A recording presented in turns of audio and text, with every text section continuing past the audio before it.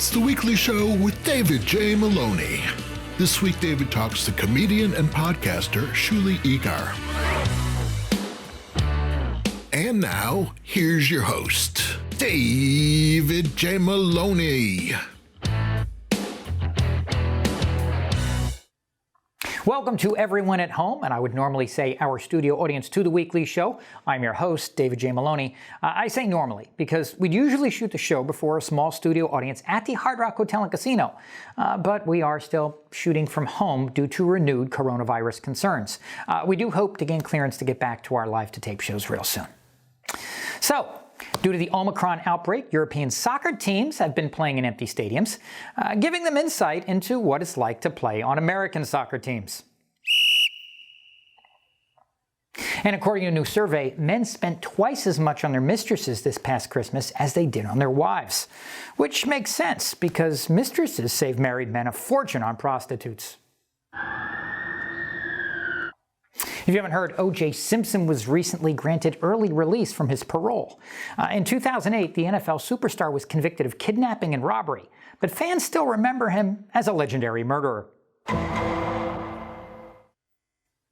Erica Jones, the wife of InfoWars founder Alex Jones, was arrested last month for domestic violence. In her defense, Alex insists it's part of a larger conspiracy. Oh, and did you hear this? In an interview with the BBC, British actress Claire Foy said the word slut shouldn't exist. Spoken like a true tramp. Unbelievable. Lastly, a 5-year-old was recently granted his birthday wish when he got to be a Target employee for a day. He says for his next birthday, he wants to have a midlife crisis. On tonight's show, we've got a fantastic comedian who spent 15 years in the writer's room and as on-air talent on The Howard Stern Show. He's found a new medium for his talent with his wonderful podcast, The Shuli Show. We have Shuli Egar on the show with us tonight to chat about life, laughs, and comedy, so don't go anywhere. We'll be right back.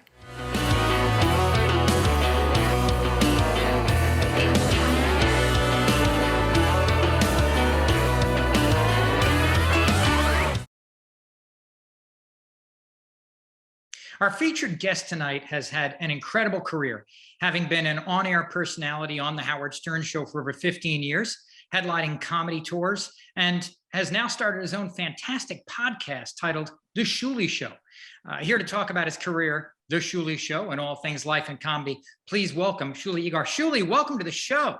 I mean, David, what a nice compliment for my show. Clearly, you haven't listened to an episode of it, but thank you very much. I appreciate it. I'll run with that.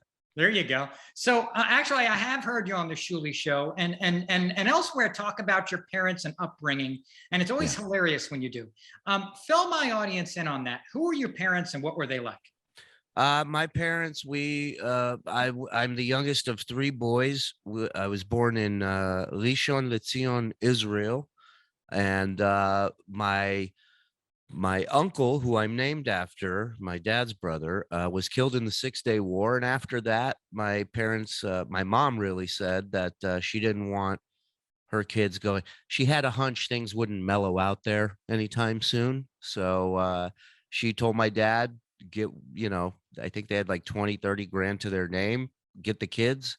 We're flying to the United States, to Los Angeles, and we're going to figure stuff out there and give them a better life and a better opportunity. And they took a lot of flack for it from family, from friends. Serving in the military is mandatory out there. So there was, people calling her traitors and deserters and all kinds of stuff, and she didn't care, and she made this decision. My dad agreed, and this is what we did, and they did it for us, and so we came to the States in 78. So I was just 4 years old, just turned 4 when we moved to the States. So you end up on the West Coast. Yeah. And it's interesting because you just left New York City and came to Alabama, essentially for your family too, no? It's funny. We didn't realize it till after we kind of got here, but we were living in New York. I was working in New York for 15 years for the Howard Stern Show, on-air correspondent, writer, producer, whatever they needed. I was there for it. And then the pandemic hit and we start working from home. And then you start realizing what your home is now that you're in it for more than, a couple hours a day. And we're in this small, 2-bedroom, 2-bath apartment. It's my wife, it's my 2 girls, a dog, 3 cats, way too many humans in one small space.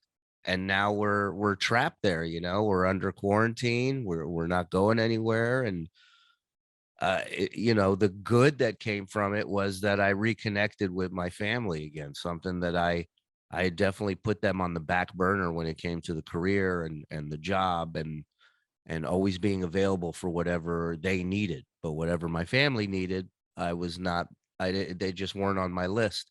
And when they became number one on my list, at the same time, our neighborhood completely changed overnight for the bad. It wasn't a place to raise kids there anymore, 2 little girls, in my opinion.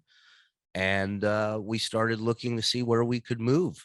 And everywhere in the East Coast area pretty much financially puts us in the same spot.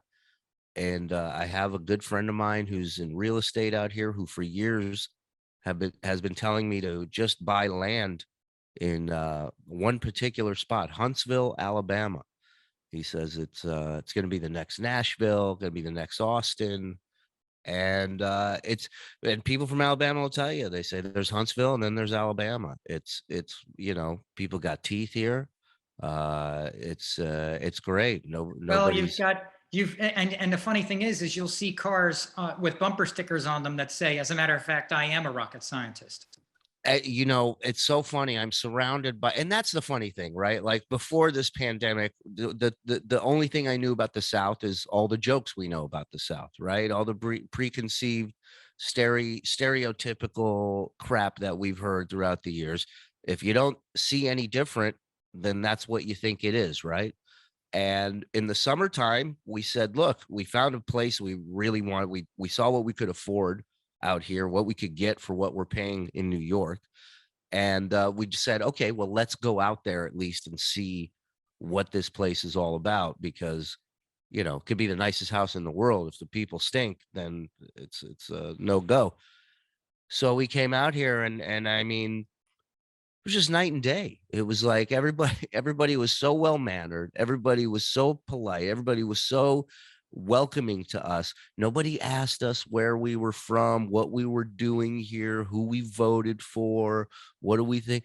People were wearing masks. It wasn't the Wild West where, people are coughing in each other's faces. People are following rules. And per capita, Huntsville has some of the smartest and most well-trained human beings in the South. I mean, I'm surrounded by people who work for Department of Defense and do some, I can't even say where they work, like it's crazy. Everybody here is bringing something to the table, which I like. You see the kids mowing the lawns on the weekends. Everybody does their part. And it's nice. It's nice. When New York, you just keep your head down and you keep moving. It's funny because, people who aren't, I grew up in upstate New York in Woodstock.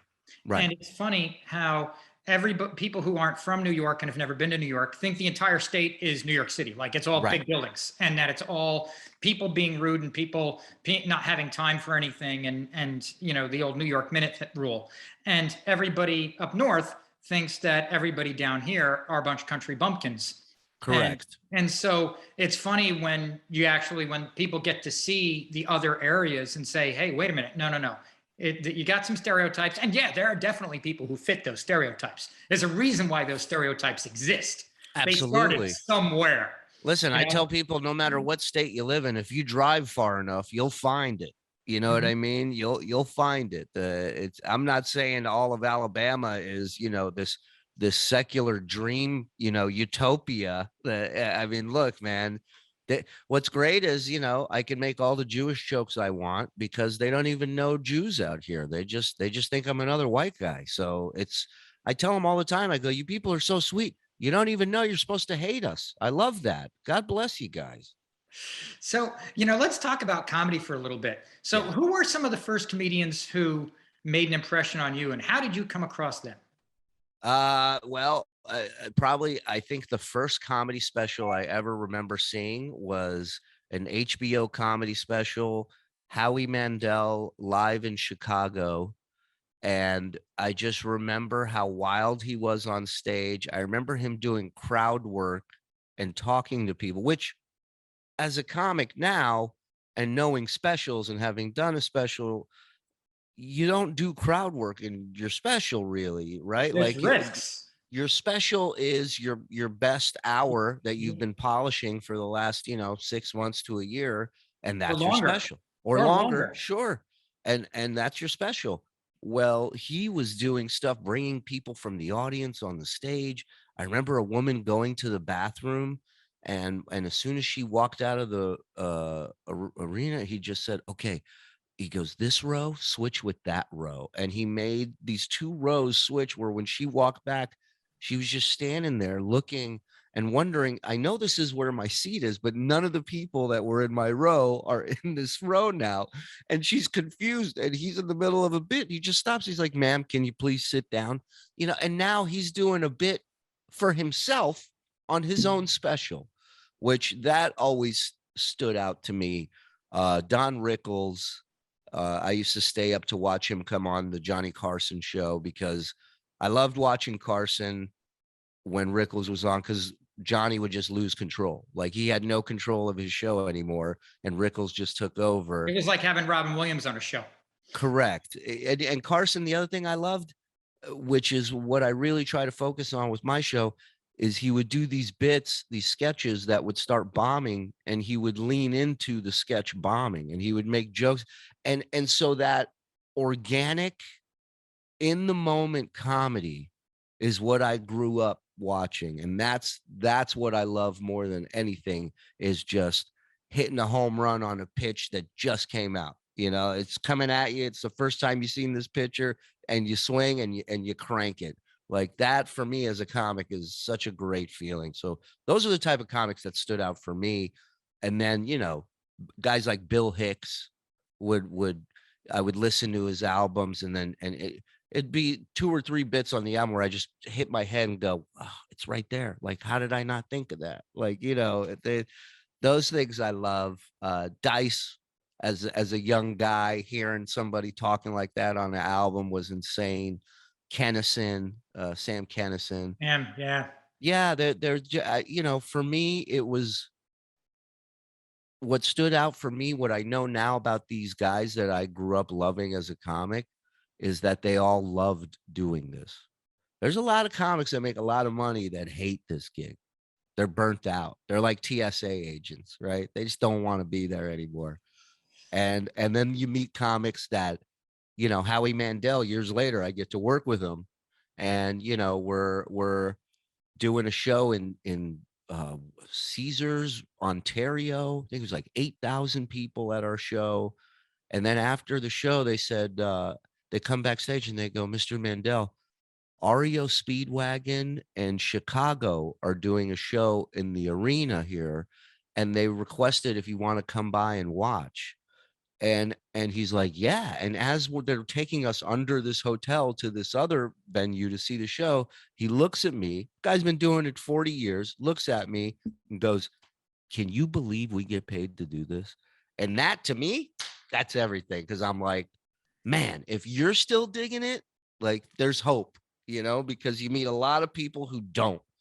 So that I really like. Now, a big part of your story involves Howard Stern. Where did you first hear about Howard? I mean, was he on the airwaves in the areas you lived back then? So I grew up going to school in the West Coast. We moved to LA, so I didn't get Howard as early as other people on the West Coast. What I got at first was his old TV show, the Channel 9 show. And I started watching his Channel 9 show instead of Saturday Night Live, because a lot of his sketches had those organic, moments where they leaned into whatever direction the bit was, or somebody on staff became the bit, in that moment. And that organic nature of it I loved. So um, I think it was, I would say early 90, like 1990, I started watching the Channel 9 show, and then they just syndicated him the next few months later in LA. And I started watching, and I've told somebody the story, but I remember like just being hooked on his show immediately. And I try to get my dad in on it, and he's driving me to school one morning. And I go, Dad, you got to listen to this show. And I put it on the radio. And he's interviewing a guy who made a bet that if they put up three different types of dog poop, he could identify what breed of dog the dog poop was from. And if he was wrong, he would eat the dog poop on the air. And this guy's explaining the bit. And my dad just looks at me. He's my dad's old Israeli guy. He just looks at me and he just goes, "What a fantastic program. This is great. And you want to be on this show? Fantastic." He was horrified. He was never a huge fan until Howard hired me. Then he became a big fan. So you initially moved to, I think, Vegas, and I think that kind of Yeah. ties into your story with the Stern Show. What brought you to Vegas?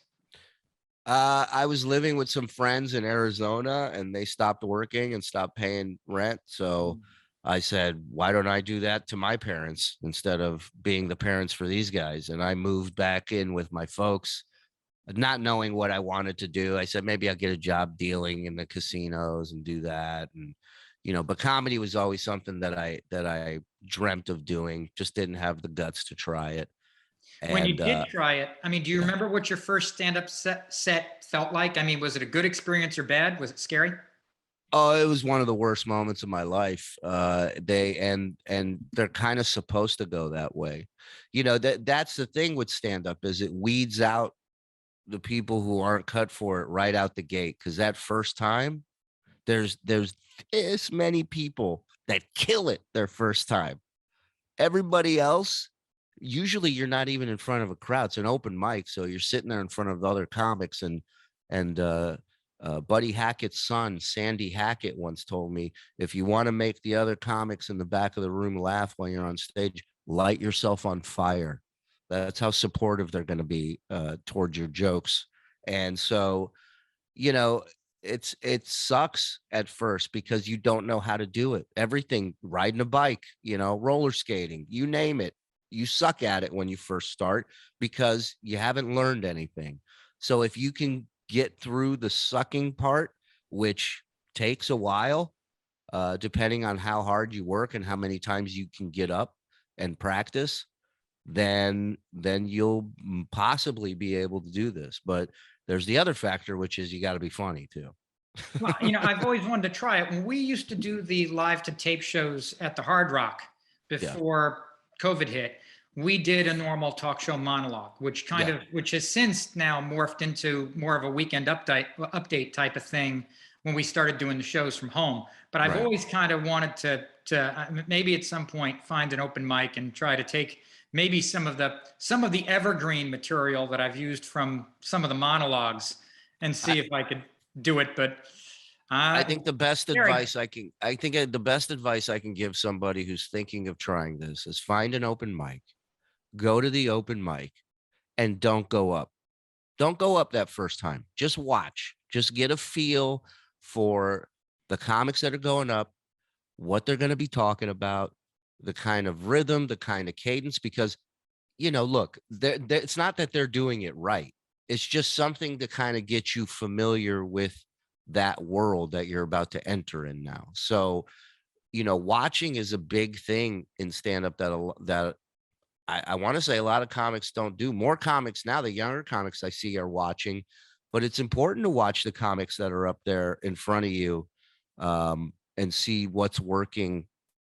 Maybe you have a similar bit that they lost the room on. So you go, all right, well, that didn't work for him. I'm not going to try that. They clearly don't want to talk about that topic. If he's got some COVID jokes and they tighten up and you're like, okay, I got some COVID stuff, but if they're not They're not giving him anything on that. I'm not gonna. Or you say, you know what? You take it as a challenge. You go, hey, his didn't work, but maybe mine will. Everybody delivers it differently.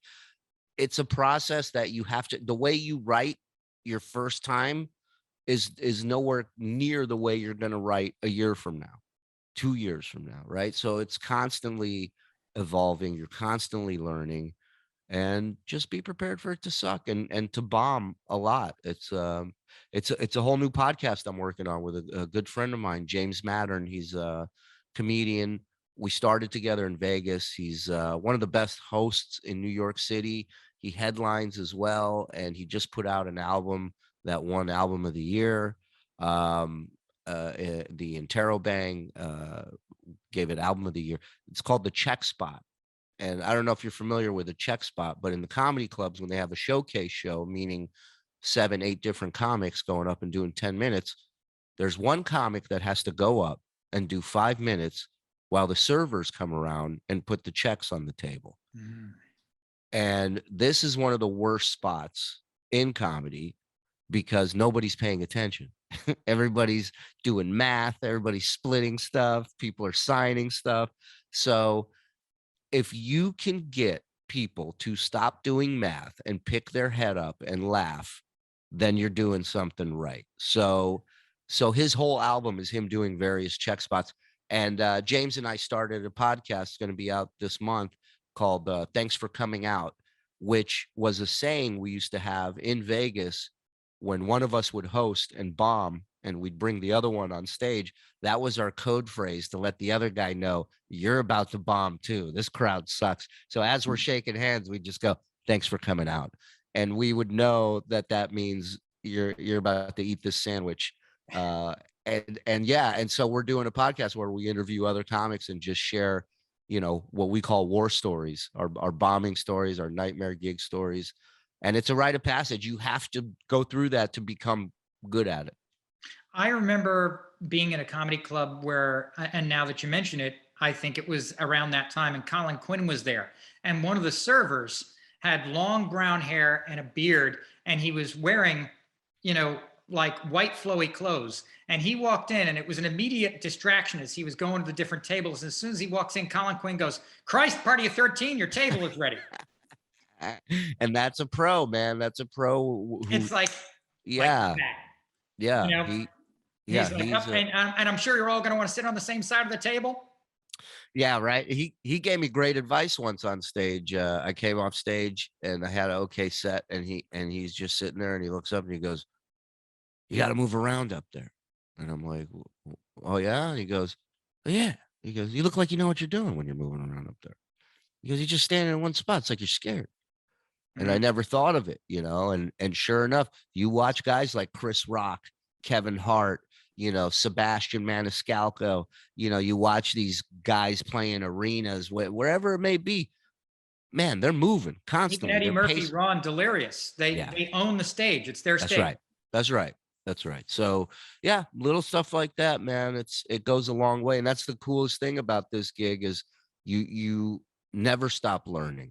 Right? You always pick something up, and it's those bad shows is where you learn the most, not the good ones. That's our show for tonight. A special thanks to Shuli Egar for joining us, and thank you so much for watching. Stay safe, everyone.